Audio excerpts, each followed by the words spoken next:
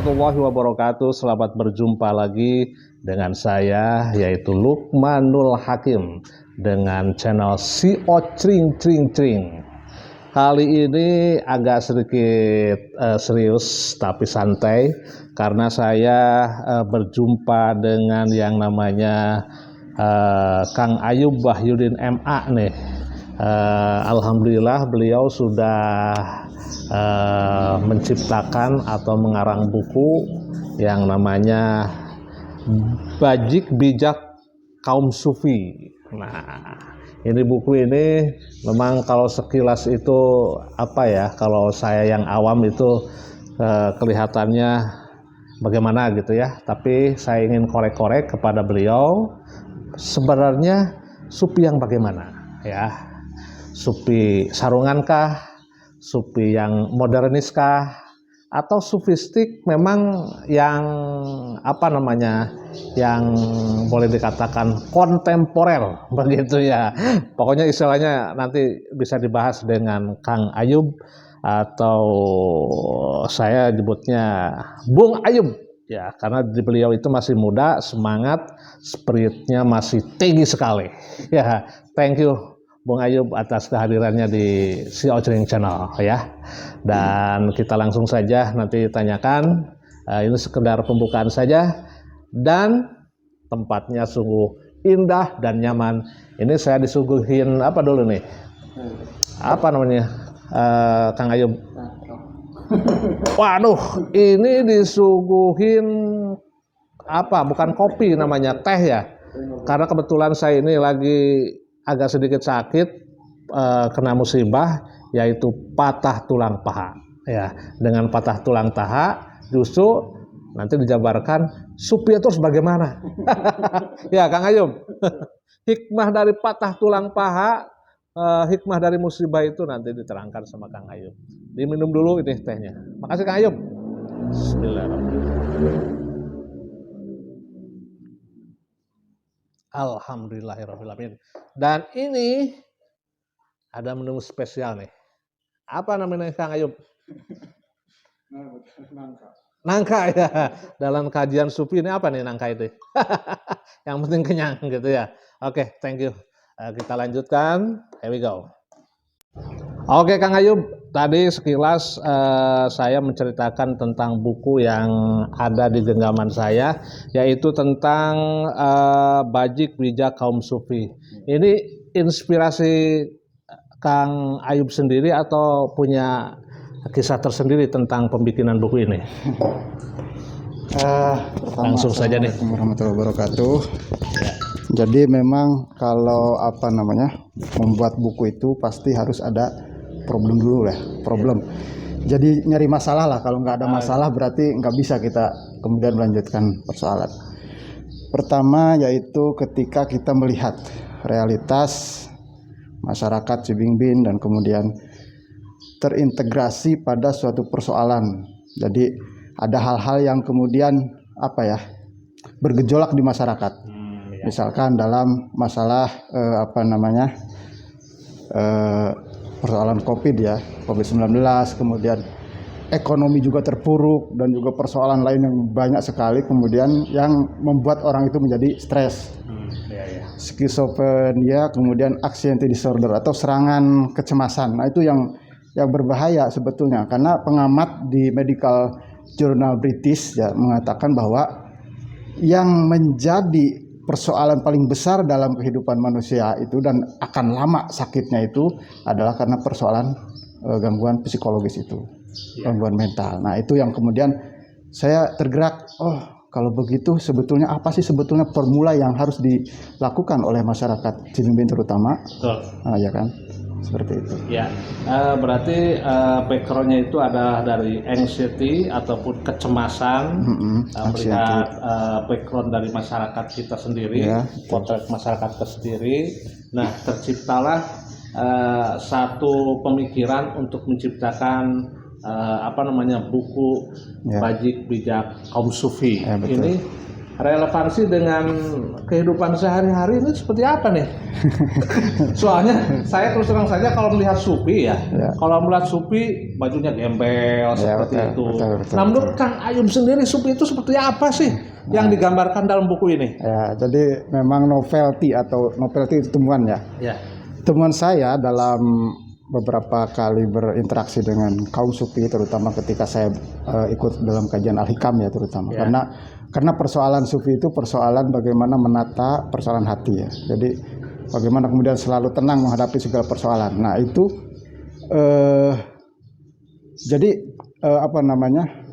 buku ini lahir karena bukan kecemasan ya. Jadi karena ada problem yang tadi telah disebutkan. Yang kedua itu adalah pada fakta dan realitas bahwa masyarakat Sibimin pada waktu yang bersamaan itu berbondong-bondong masuk dalam komunitas Kanjus Sholawat. Nah itu yang luar biasa, akan sampai 4 bis dan lain sebagainya.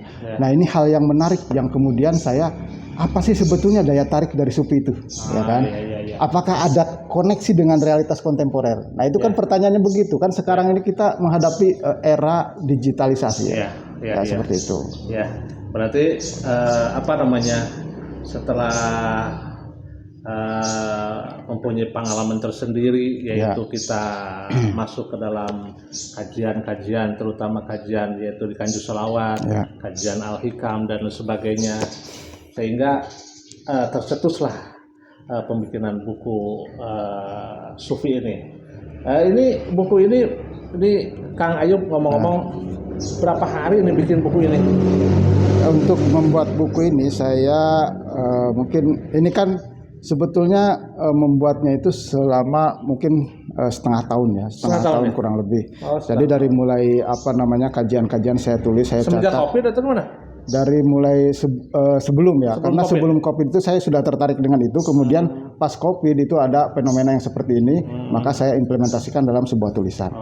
Nah, jadi tulisan ini ini kan ada yang pertama resiliensi itu daya tahan tubuh, daya tahan psikologis, resiliensi ya.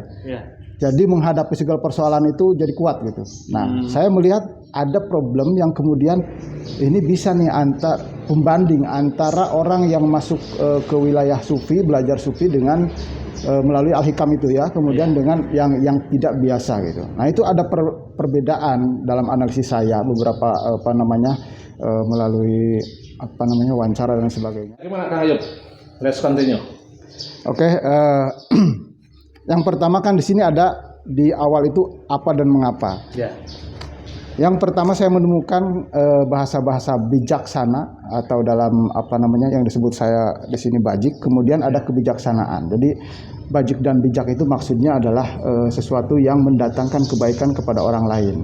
Jadi hal-hal yang terkait dengan entah itu potensi diri yang bisa dikembangkan atau kemudian berhubungan dengan orang lain, meningkatkan resiliensi itu. Kenapa resiliensi itu menjadi bagian penting dari Sufi? Karena di situ memang kita itu ditata, disuruh dan juga diminta untuk selalu yang pertama fokus pada al-mahabbah, cinta. Nah, ketika mahabbah itu tumbuh, maka ini efeknya luar biasa. Jadi kalau mahabbah itu tidak bisa kemudian kita mengharap sesuatu dari yang dimahabbahi gitu. Jadi semuanya selalu dengan sukarela ya. Entah itu penerimaan takdir seperti ada COVID dan sebagainya, kemudian ada penerimaan terhadap segala macam persoalan yang masuk pada kehidupan kita. Oke. Awal-awalnya. Coba saya lihat nih. Yang paling menarik bagi saya ini tentang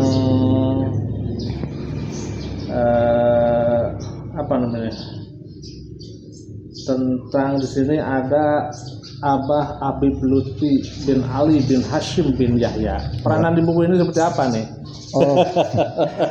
Ini sangat berperan dalam buku.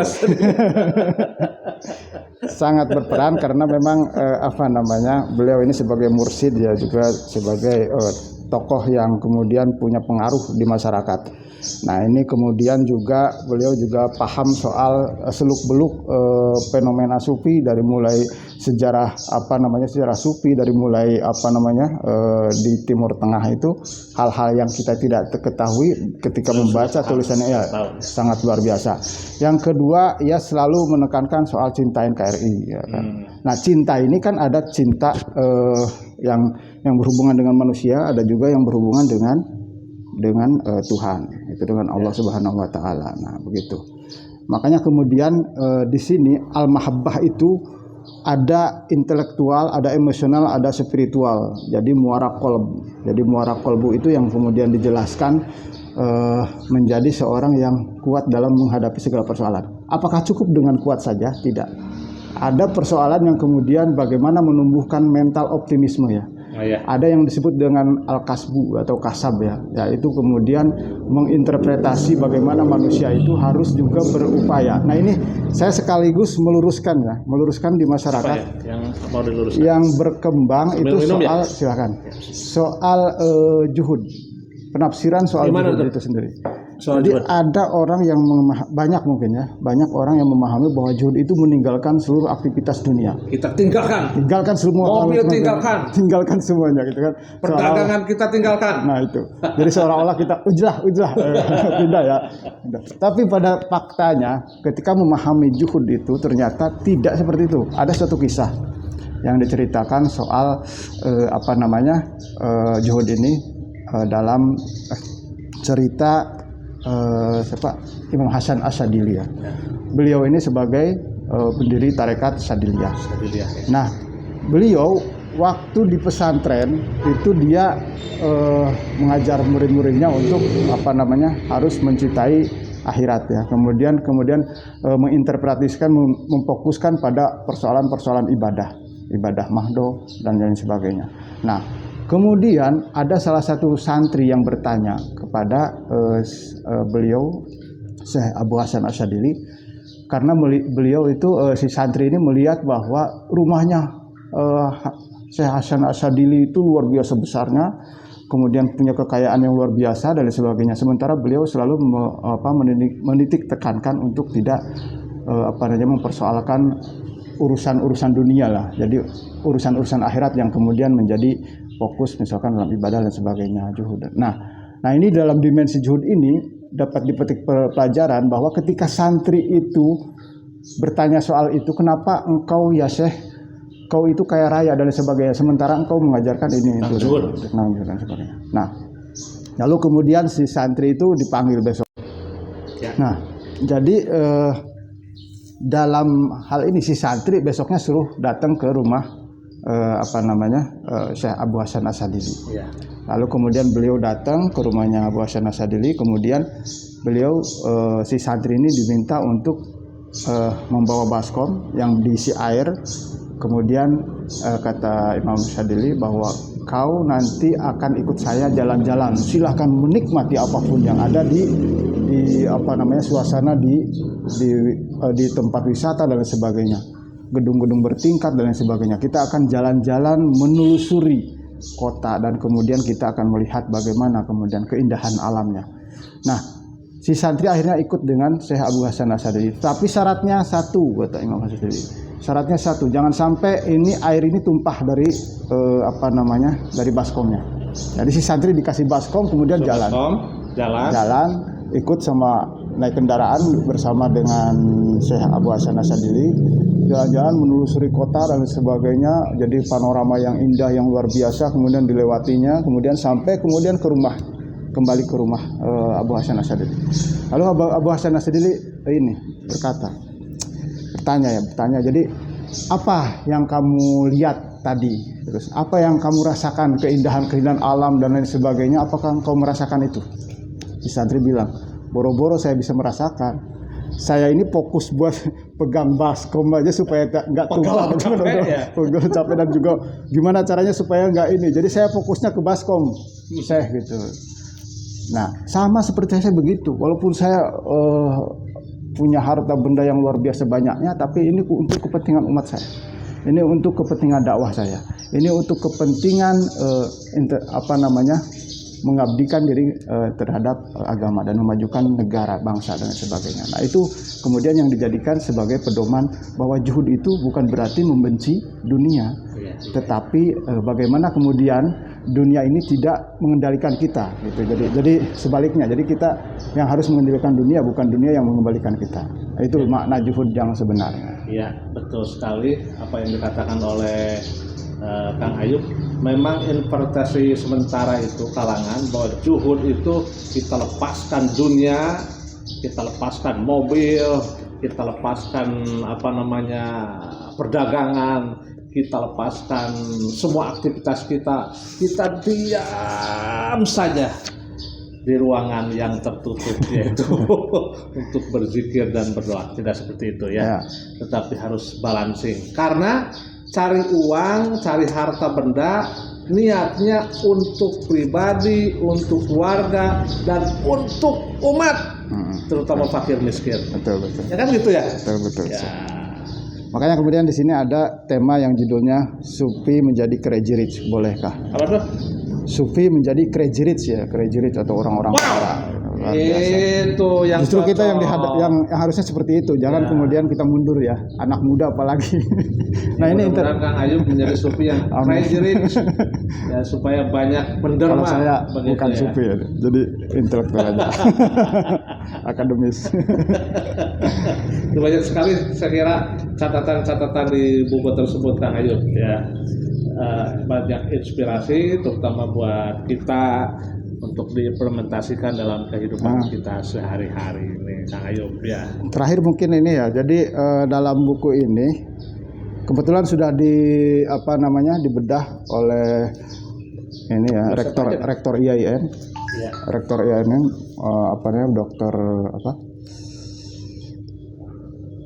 ini ada Dr. Sumanta, kemudian ada Kiai Hussein Muhammad yang sudah kemarin. Alhamdulillah responnya sangat luar biasa dan sepakat dengan apa yang ada dalam buku ini, dan insya Allah mungkin bisa memberi manfaat mudah-mudahan. Dan kemudian yang penting kita kalau selama ini orang takut masuk sufi karena takut meninggalkan dunia, takut kemudian dan sebagainya, maka sebetulnya apa yang Anda pikirkan itu tidak sesuai dengan fakta yang ada.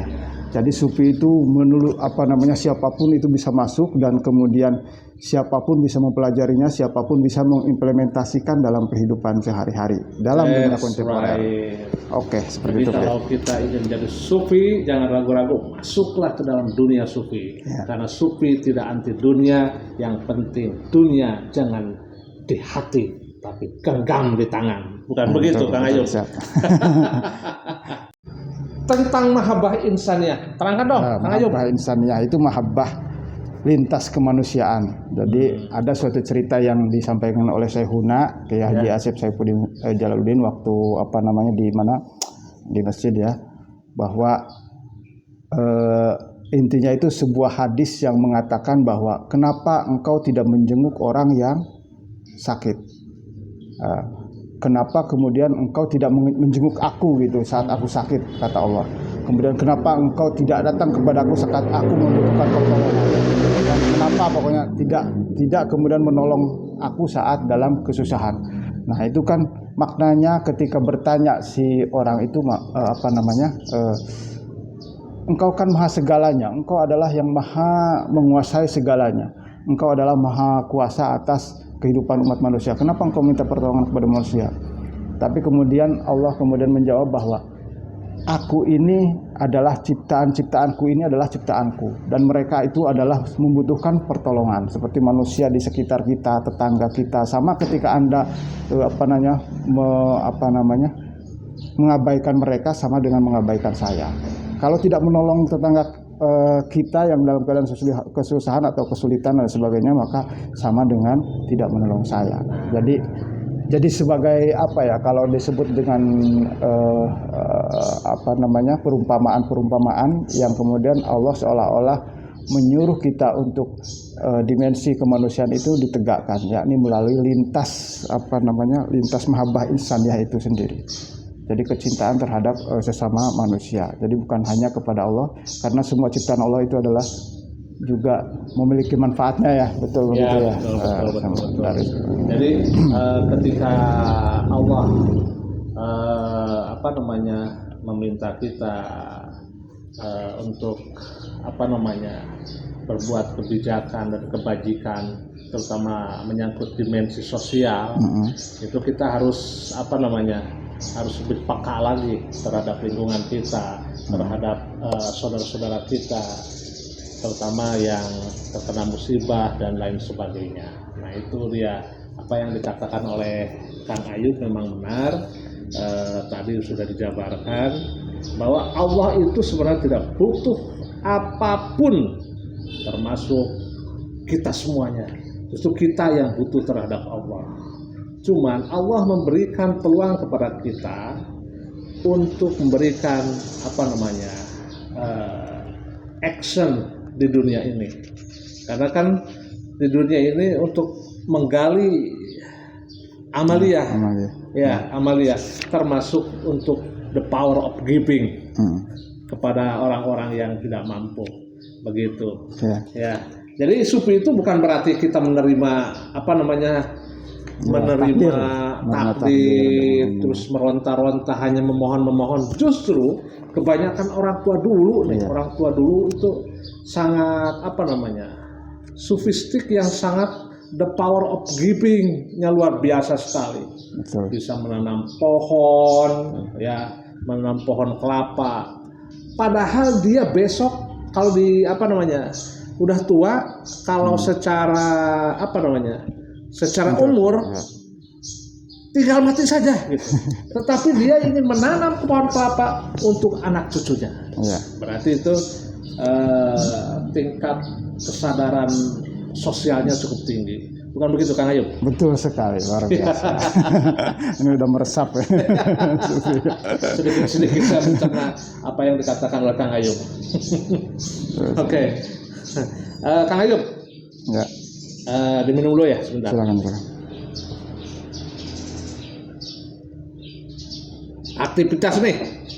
Aktivitas sehari-hari Kang Ayub sebenarnya. Alhamdulillah saya. Aja nih sekarang. Jadi pertama saya dosen di Institut Studi Islam Fahmina Cirebon, dan alhamdulillah kemudian saya dapat beasiswa dari Kementerian Agama melalui program BIB yang bekerjasama dengan LPDP Kementerian Keuangan untuk menyelesaikan S3-nya.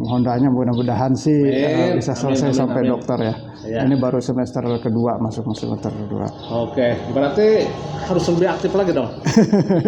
Bolak-balik kemana tuh? Semarang. Jadi Semarang ya.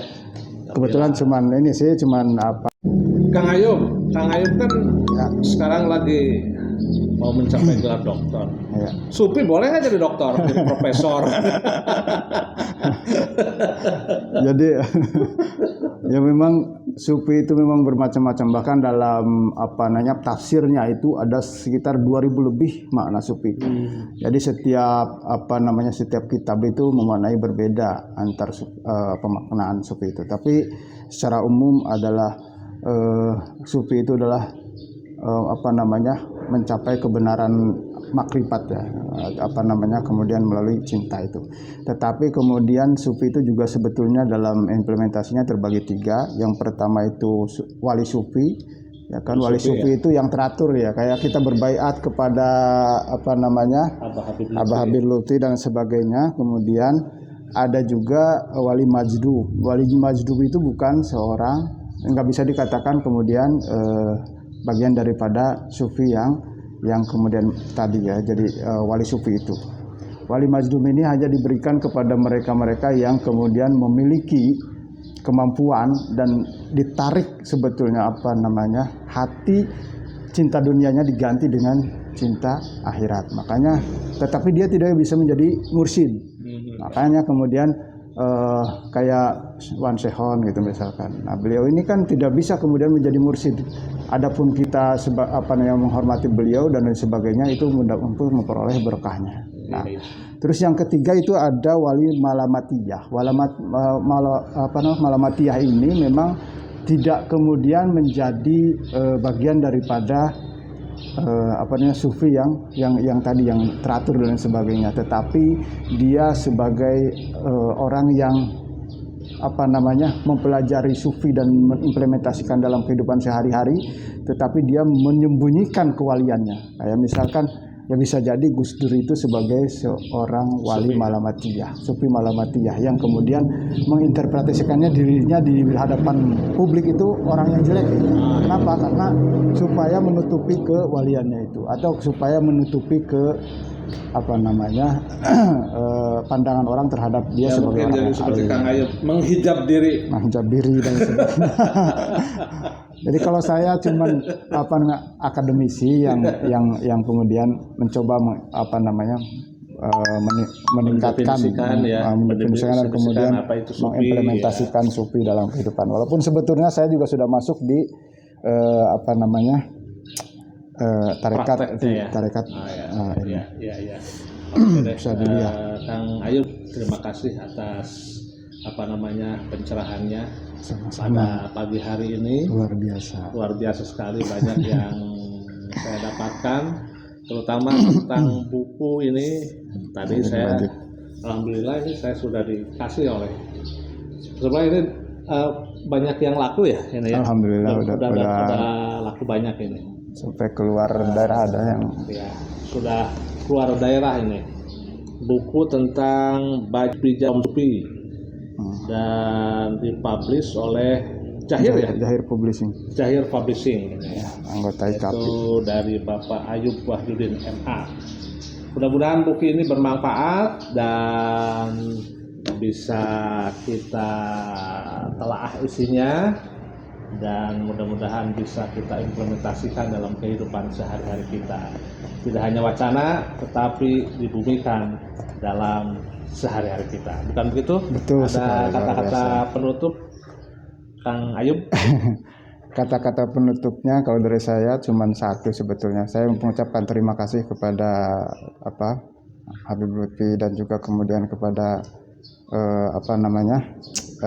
guru saya. Ya. Syekh Kiai Haji Asep Jalaluddin bin Syahid dan juga rekan-rekan yang ada di Halkam. Itu sih, karena kalau tidak ada beliau semua mungkin ini juga tidak akan terbit ya, tidak akan saya bisa menulis di situ. Oke. Dan yang penting jangan takut masuk sufi. Ya. Karena sufi itu bukan soal bagaimana kita menjauhi dunia, tetapi bagaimana mengimplementasikan dan mendekatkan diri kepada Allah Subhanahu wa taala dengan cara menginterpretasikan dzikir dan juga implementasi dalam menata hati. Itu sih sebetulnya Al-Quran dan hadis juga berbicara soal itu, semuanya berbicara itu. Maka sufi itu sebagai gerbong untuk kita. Ya. Jadi sufi itu memang sebagai gerbong untuk kemudian kita membawa dalam sebuah kecintaan kita kepada Nabi Muhammad dan juga kepada Allah Subhanahu wa taala, juga yang tadi adalah kemanusiaan secara insaniah dan sebagainya, kaitannya seperti itu. Jadi luar biasa, sufi itu bajik bijak itu akan hadir dalam diri kita, dan juga kita insya Allah akan berpikir positif dan juga akan meraih kesuksesan. Karena dengan berpikir positif, tenang dan sebagainya, semua bisa diatasi. Terima kasih. Okay, thank you very much for your attention and also atas perhatiannya. Siap.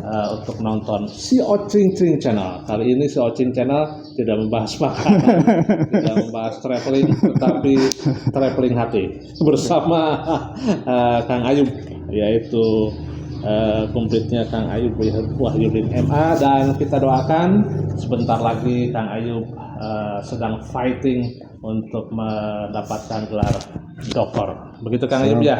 Siap, terima kasih. Doktornya amin. Berkah. Amin. Tidak hanya di dunia tetapi untuk kehidupan kita di akhirat. Amin. Thank you. Wassalamualaikum warahmatullahi wabarakatuh. Waalaikumsalam warahmatullahi wabarakatuh.